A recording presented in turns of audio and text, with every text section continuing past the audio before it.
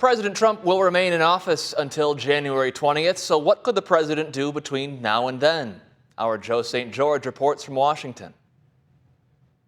We are officially in what's known as lame duck status here in Washington, D.C., the period after the election but before the inauguration. But President Trump still has plenty of power. Here are 5 big things President Trump can do between now and the end of his presidency. Number 1, he can issue pardons. Number 2, he can continue to appoint officials. He can remove and fire top government officials as well. He can order military action, and he can still issue executive orders. Now, in regards to pardons, President Trump could very well pardon advisors like Michael Flynn or Paul Manafort. He could also try to preemptively pardon members of his own family, as ongoing investigations are still being conducted in places like New York. President Trump can also appoint individuals to top posts that President-elect Joe Biden won't be able to undo. For instance, it appears President Trump will get his pick for a top job at the Federal Reserve. Judy Sheldon, a former informal advisor to the Trump campaign, is expected to be confirmed by the Senate before Trump leaves office.